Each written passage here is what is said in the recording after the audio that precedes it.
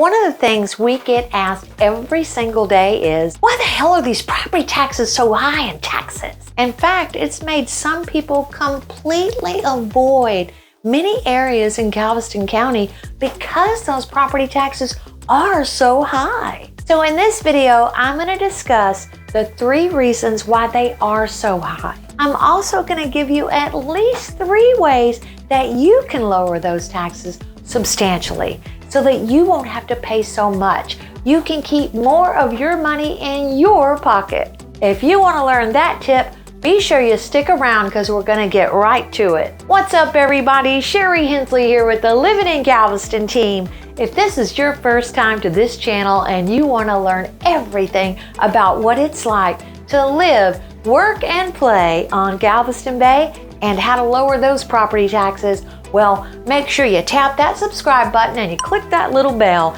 That way you'll get notified every time we put up a new video. Honestly, we get so many phone calls, emails, and texts every single day from people just like you who are thinking about buying a vacation home or a short-term rental, and we absolutely love it. So if you're thinking about moving anywhere in the Galveston, Texas area, make sure you give us a call, shoot us a text, send us an email. We've got you covered when moving to Galveston, Texas.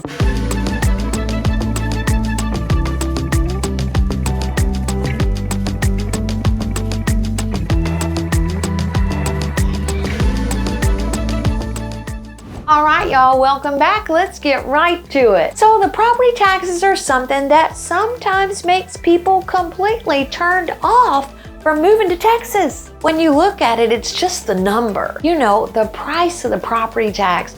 You're like, Lord have mercy, that's so expensive. You gotta factor in some other things. So one, I'm gonna go through the 3 reasons why those taxes are so high so that you can fully understand it.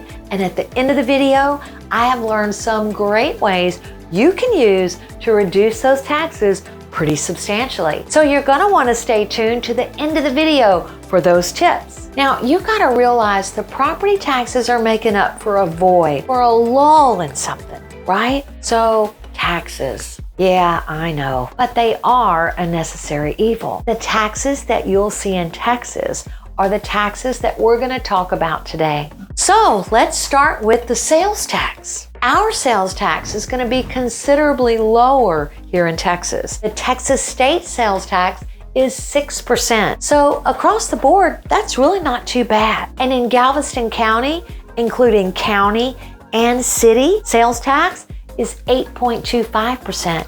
Now that's actually still pretty low. Louisiana, Arkansas, Tennessee, Washington, and Alabama, well, those are states with the highest combined sales tax, peaking at 9.55%, and our neighbor, Louisiana. So we have lower than average sales tax, and we don't have a state income tax. Y'all, that's one of the main pros about living in the great state of Texas. You don't have that state income tax to pay out every year. Now, some of the areas that people are definitely migrating here from, like California, Oregon, New York, heck, they all have state income taxes. Y'all, they're expensive. So it's definitely advantageous to maybe pay a little bit more in property taxes than in that income tax, but it also hurts. If you look at different areas of Galveston County, you can really lower those taxes. You also have to realize if there's not going to be a state income tax and there's going to be a lower sales tax, they got to make up for it somehow, right? For schools, for roads. Y'all, I swear there is only one season here in Texas, and it's year-round. It's new construction season.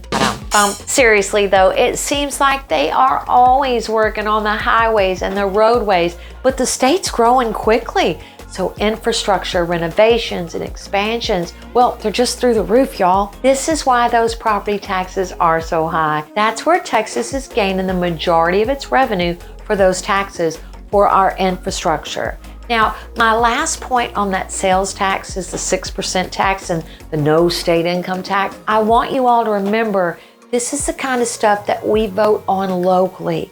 That's not going to change. So it's really something we just have to live with. As my dad always says, there's 2 things you can count on, death and taxes. The reason those property taxes are so high is because the property values are rising at such a historic level. So what people don't realize is that the property tax goes against a tax rate. Then that tax rate goes against the value of your home. So at the end of this video, I'm going to tell you how to decrease that value of your home. Stay tuned. This is what's happening too. You realize, hey now, my house is gaining 5, 10, 15, sometimes 20% equity year over year. That's a lot more taxable value added to the tax rate. So now we want to look at certain areas. Now I know the tax rate is derived from each taxing entity. One of those is pretty cut and dried. We've all got to have water and sewer. This is a big one, y'all. Mud. This is a municipal utility district. This district provides water and sewer to many suburban and communities outside a large town or city. Lago Mar, for instance, in Galveston County, is a beautiful, newer master plan community.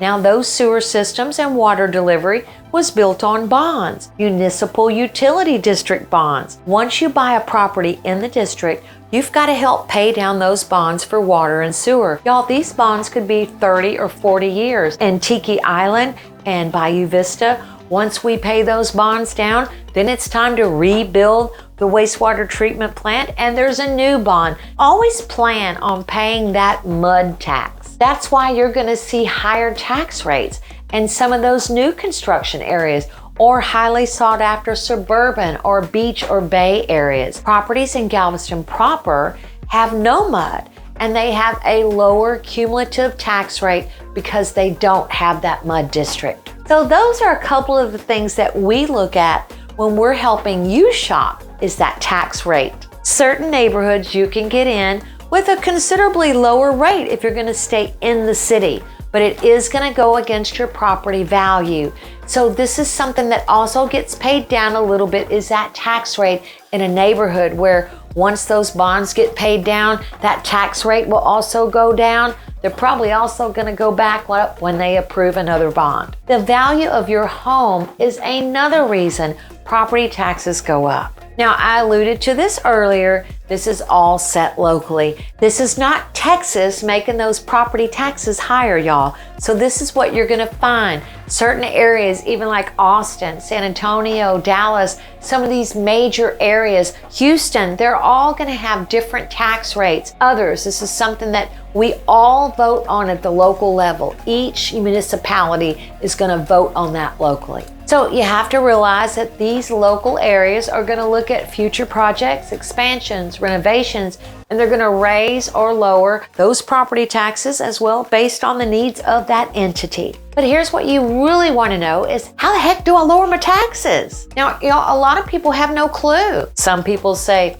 hey, this is something that's so new and foreign to me. I don't know. I don't have any idea. Some people think it's just, you got to pay to stay. Just pay the property tax. It is what it is kind of mentality. But there are a few ways that you can lower your property taxes. Let me start by saying your house is going to get an assessed value. That assessed value comes from the appraisal district. They call it a spot assessment. The appraisal district doesn't have the time or resources to go out and look at everybody's house inside and outside individually. They just don't have it. They're just going to take your house in the area, the number of bedrooms, the number of bathrooms. They're going to give you this assessed value. That's what they're going to tax you on. They may drive by, take a picture, but they're not going to come in your house. So you have your assessed value and you want to go down to the appraisal district, email them, write them a letter, fill out the form, and tell them, hey, my house is terrible. It's not even close to this whatever number they've assessed your home was worth. Come on, man, it's got to be worth at least $50,000 less than what you have it assessed for. Now, generally, if you can prove that your home isn't in tip-top shape, maybe it needs foundation work, a new roof, or in my neighborhood, a new bulkhead or a new boathouse, provide an estimate and boom, pretty much you can get that done. However, you're going to want to fight it. You're going to have to spend the time, go down and fight it. I would definitely talk to somebody local. There are great companies who specialize in this reduction service for a percentage of your savings. I use a company every year. If you want a referral, hit me up. I'm happy to share my information, and my experiences have all been favorable. Now, y'all, they're going to do a much better job than I can do, but you can do it if you want to, if you have the time. I know quite a few people who have the time to go and fight it and the property and get that property value and bring it down, get that tax rate versus the property value. So when you bring that property value down, you're going to pay less in property taxes. When you close, you're going to want to file a homestead exemption. When you do file, you're going to get a big old discount on your property of about 20%. That's huge, y'all. You really want to do this so you can do it online. It basically asks you some pretty simple information. Is this my address? Yes.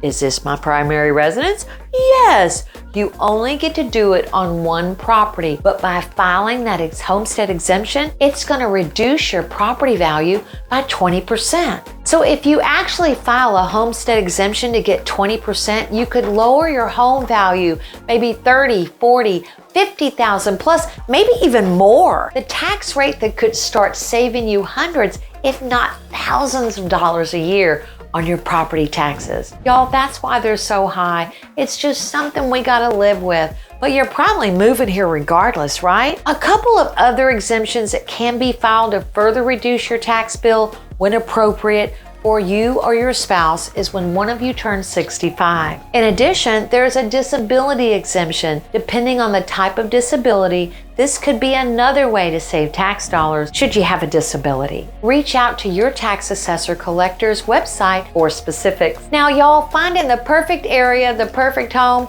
well, that's the hardest part. Call my team and let us help make your move a smooth one. We've helped clients move to Galveston and we love it. And we'd love to help you too. So the only way we can help you is you gotta reach out. You gotta give us a call, shoot us a text, send us an email. However you wanna get a hold of us, we've got you covered when moving to Galveston, Texas. Y'all, if you got some value out of this video, if you learned one thing, please like, subscribe, and be sure and check out my other videos about living in Galveston right here.